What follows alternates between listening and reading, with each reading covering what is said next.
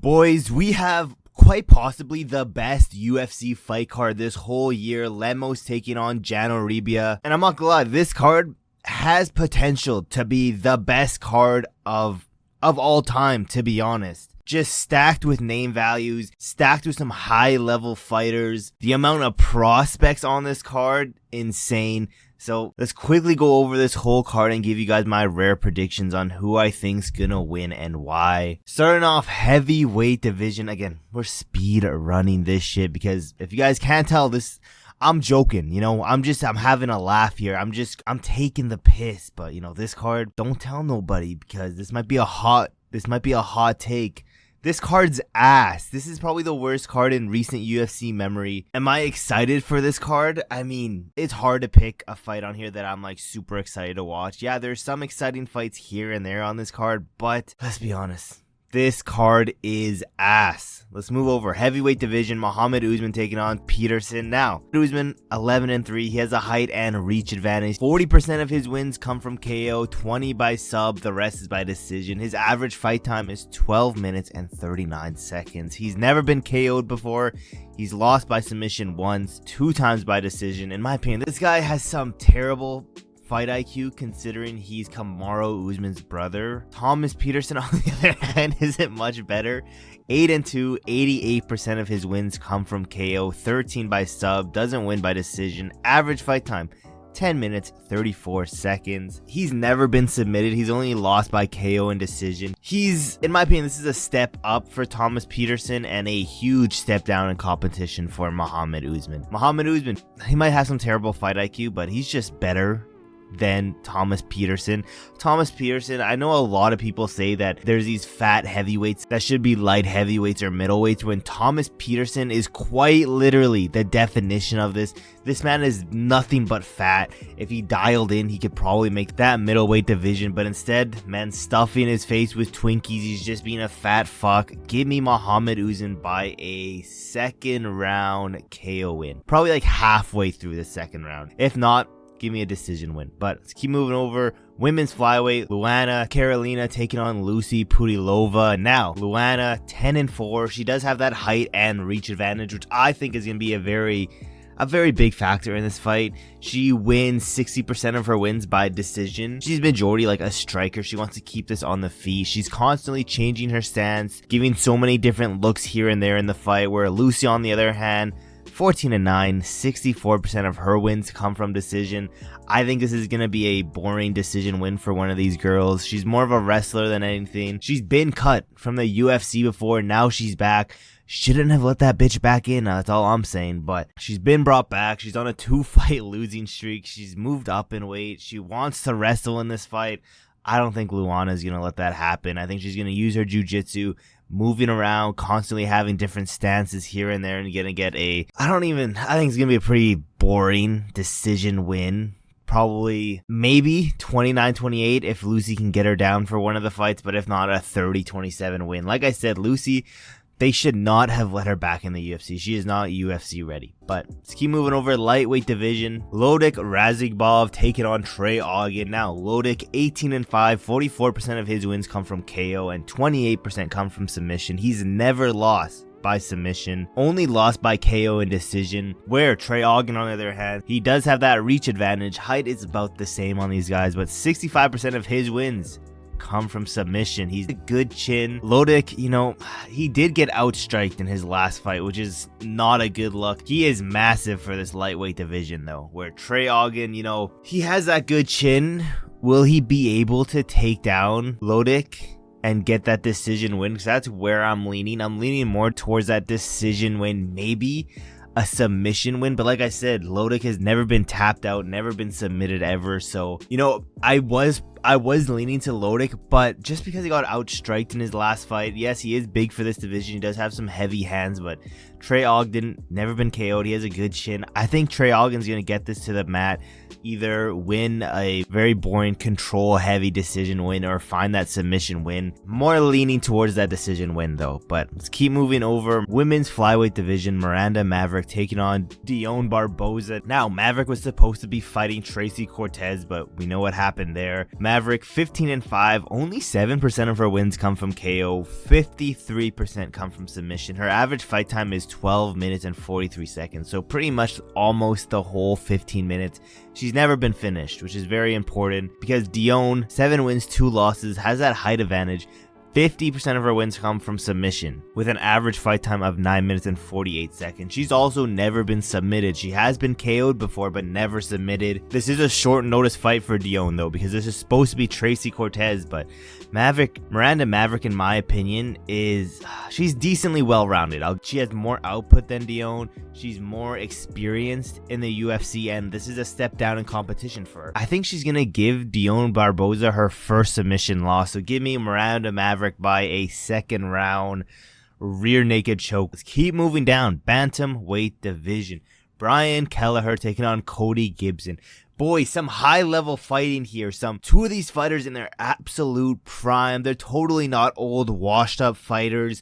High level bantamweight fight here. In all reality, I think this is one of the few fights that are actually going to be semi fun on this card.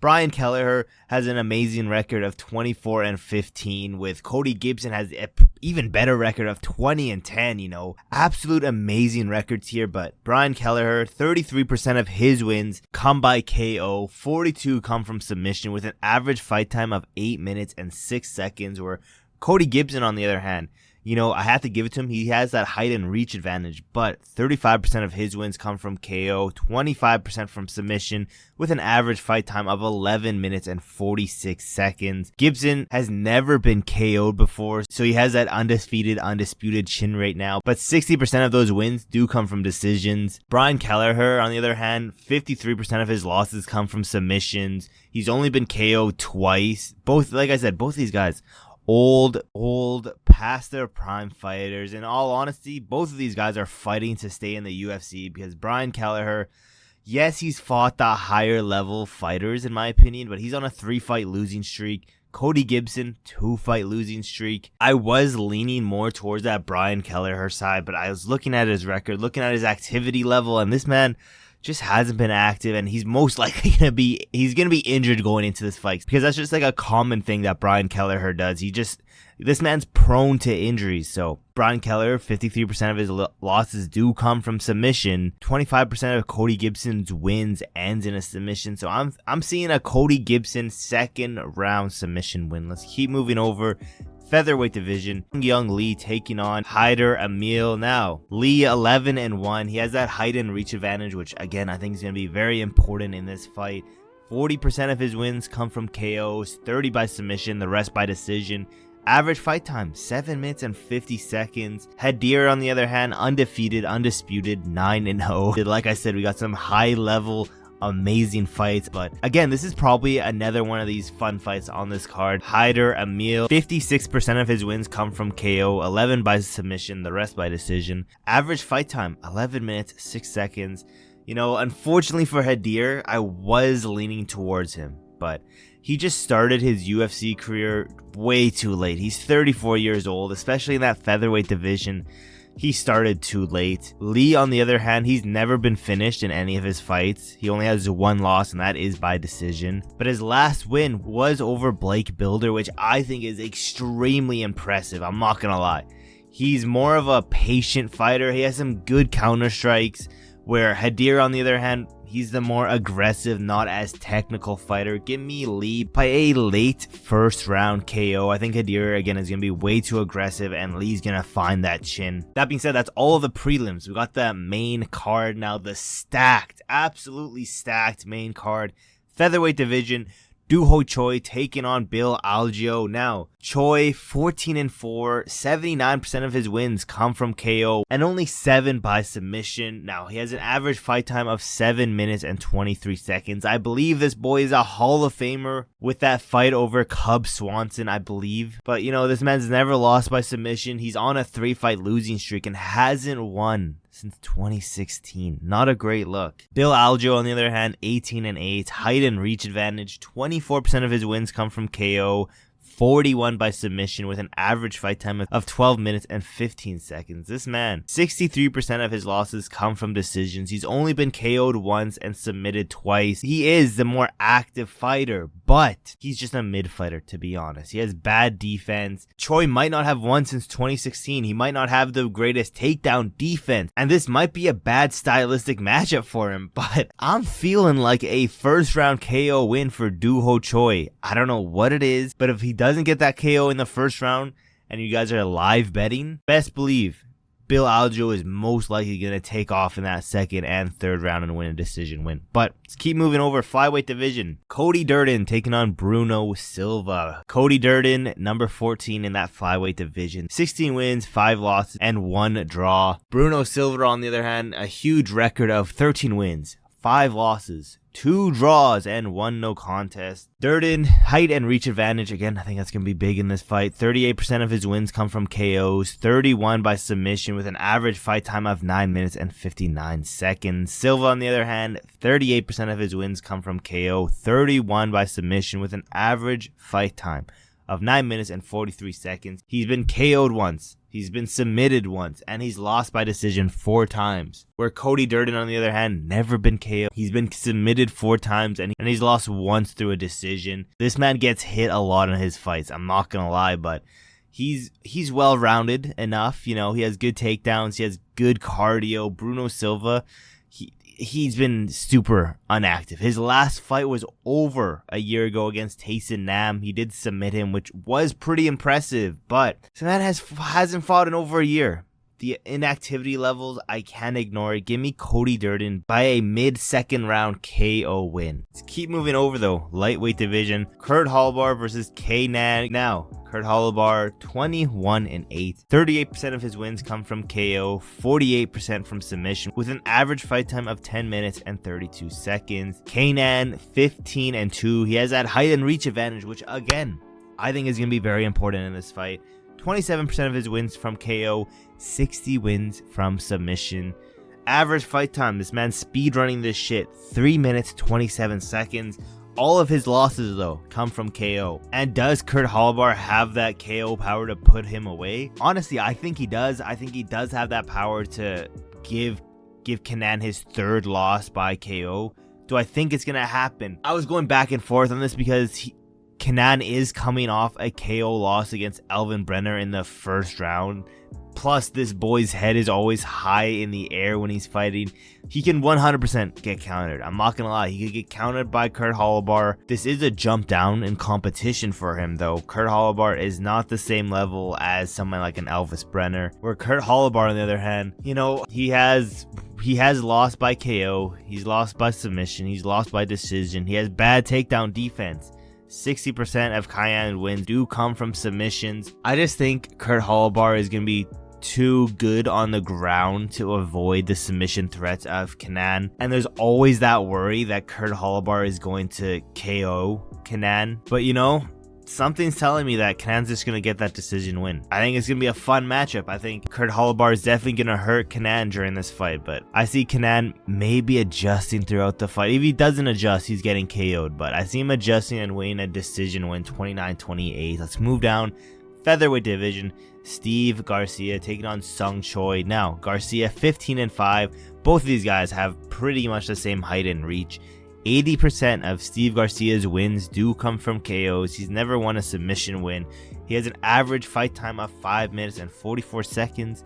He's lost 1 time by KO, 1 time by submission, and 3 times by decision. Choi, on the other hand, 10-6. 60% of his wins come from KO.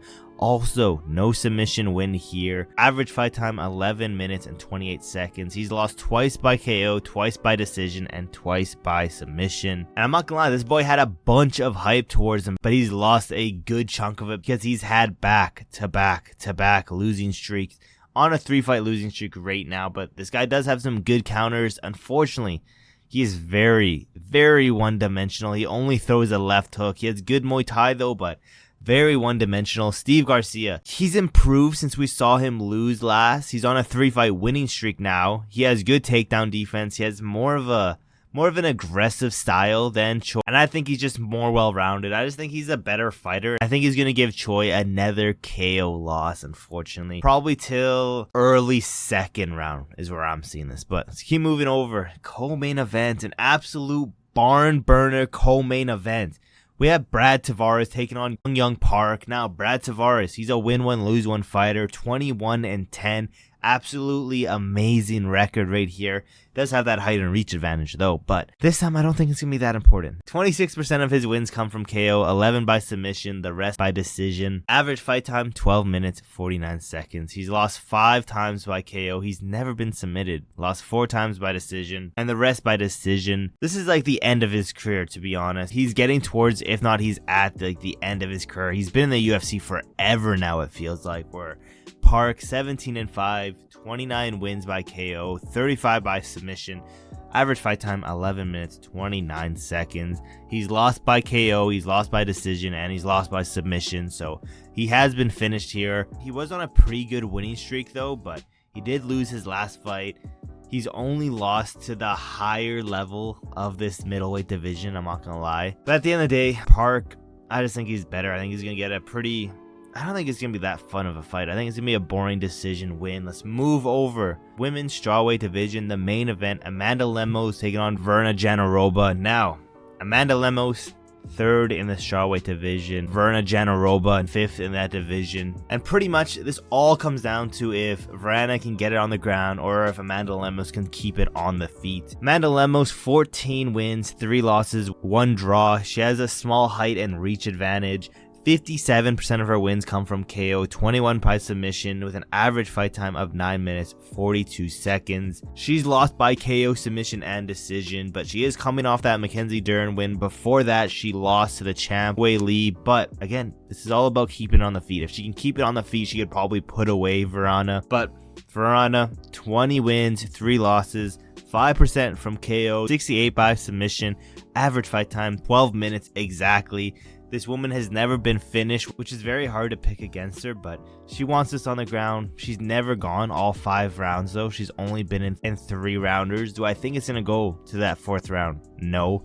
She's okay at striking, but most of her game is just getting it to the ground. At the end of the day, I don't think it's going to go all 5 rounds. So Verna never seen 5 rounds. I don't think it's going to matter. She's never been finished. It's hard to pick against her. When it's such an even fight like this, you usually just pick the wrestler. So that's what I'm going to do. Give me Verna by a late 2nd round submission win. Rear naked choke. Absolutely exhilarating fight here, guys. Super excited to watch these. I'm not going to lie. I feel like I'm going through withdrawals right now. Constantly scratching at my neck, just waiting for this fight card to start. Yeah, let me know in the comments below, you guys excited for this fight card. I'm not going to lie.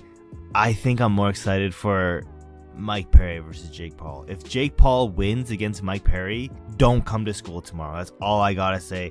I am killing myself. With that being said, guys, don't forget to like, subscribe, turn on those post notifications because we are on that goal to get to 500 subscribers. And again, thank you guys for watching to the end of the video. There's really not that much else left to say except for I will see you in my next video.